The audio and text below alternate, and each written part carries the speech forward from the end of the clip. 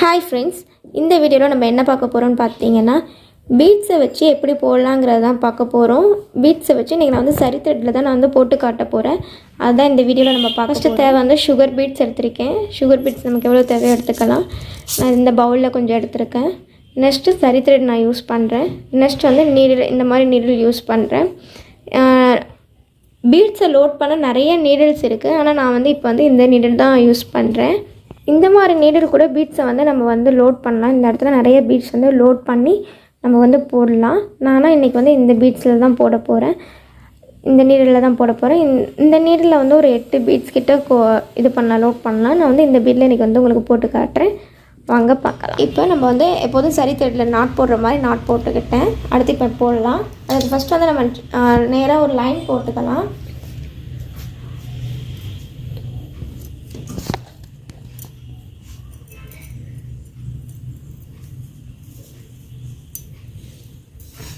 இப்படி நேராக ஒரு லைன் போட்டிருக்கேன். இப்போ நம்ம எப்படி போடலான்னு பார்க்கலாம் வாங்க. இப்போ இந்த டப்பாவில் நான் இந்த பவுலில் நான் பீட்ஸ் எல்லாம் போட்டிருக்கேன். இதை நான் இந்த ஊசிலேருந்து நான் லோட் பண்ணிக்கிறேன். நம்ம இப்படியே லோட் பண்ணலாம், நிறையா லோட் ஆகும். இப்படியும் நம்ம இப்படியே லோட் பண்ணிக்கலாம். இப்படியும் நம்ம லோட் பண்ணிக்கலாம்.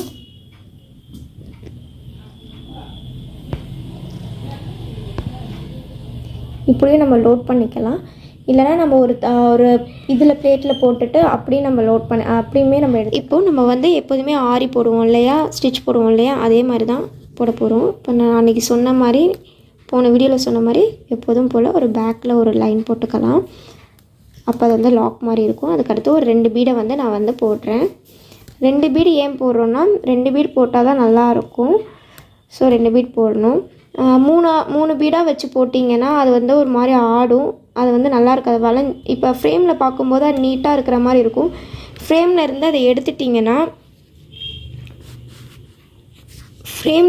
எடுத்துட்டிங்கன்னா அது கோணலாக மணலாக இருக்கும். ஸோ அதனால் நம்ம 2 பீடை கோக்குறது தான் எப்போவுமே பெஸ்ட்டு.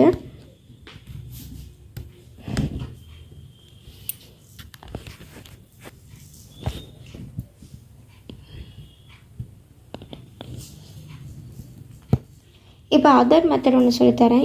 இந்த மாதிரி டப்பாவில் நீங்கள் பீடை போட்டுட்டு இப்படி நம்ம லோட் பண்ணிக்கலாம். இப்படியும் நம்ம பண்ணலாம். நான் இப்போ முன்னாடி சொன்ன மாதிரி அந்த மாதிரி கூட நம்ம லோட் பண்ணிக்கலாம் பீட்ஸை.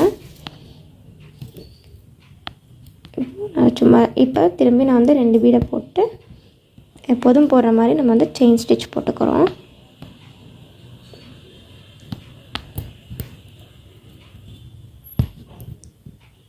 எல்லாத்துக்குமே மெயின் செயின் ஸ்டிச் தான். நீங்கள் செயின் ஸ்டிச்சை நல்லா ஃபாலோ பண்ணிங்கன்னா, அதாவது நல்லா ப்ராக்டிஸ் பண்ணிங்கனாலே போதும், எல்லாமே நல்லா போட்டுடலாம். இதே மாதிரி நம்ம நரம்பில் போடலாம். அப்புறம் சில்க் த்ரெட்லேயும் போடலாம். அப்புறம் நம்மளோட சேவிங் த்ரெட், அது நார்மலாக நம்ம தையலுக்கு யூஸ் பண்ணுவோம் இல்லையா, டைலர் மிஷினை யூஸ் பண்ணுவோம் இல்லையா, அந்த இதுலேயும் கூட போடலாம். அந்த இதுலேயும் போட்டால் ரொம்ப நல்லாயிருக்கும். அதனால் ப்ளவுஸுக்கு மேட்சான கலரில் நம்ம போடலாம். நான் உங்களுக்கு இன்றைக்கி இதில் எப்படி போடுறதுன்னு மட்டும் நான் உங்களுக்கு காட்டுறேன்.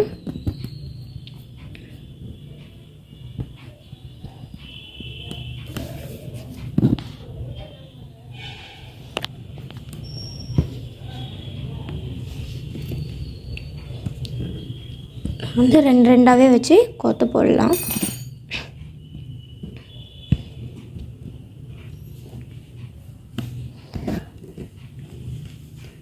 நல்லா நீங்கள் செயின் ஸ்டிச்சை நல்லா போட்டு பாருங்கள். எல்லா டைரெக்ஷன்லேயும் போட்டு பாருங்கள். அப்போ தான் நமக்கு ஈஸியாக வரும். இப்போ நான் போடுற மாதிரியும் போடுங்க. இப்போ நான் சரி த்ரெட்டில் தான் நான் போட்டுட்ருக்கேன். சரி த்ரெட்டில் போட கொஞ்சம் டஃப்பாக இருக்கும்.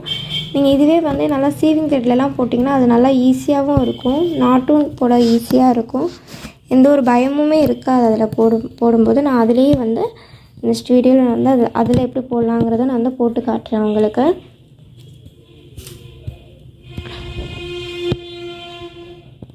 இப்போ நான் எல்லாமே 2 பீடு மட்டும்தான் வச்சு கோத்து காட்டுறேன் உங்களுக்கு.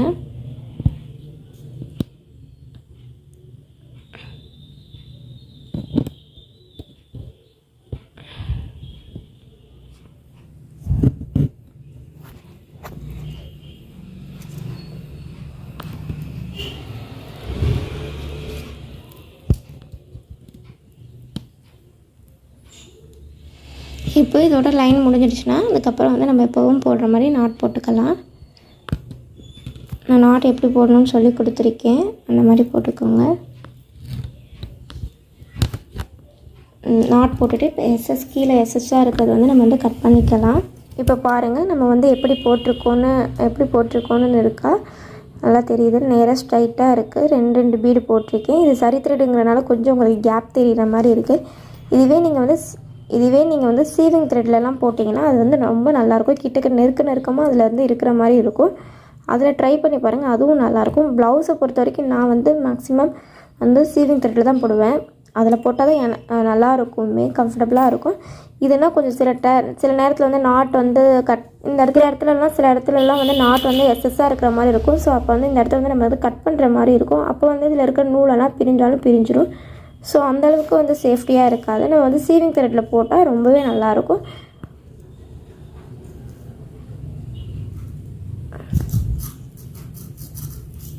ஸோ அதில் எப்படி போடலாங்கிறத நான் வந்து நெக்ஸ்ட் வீடியோவில் போட்டு காய்ச்சேன். Bye friends.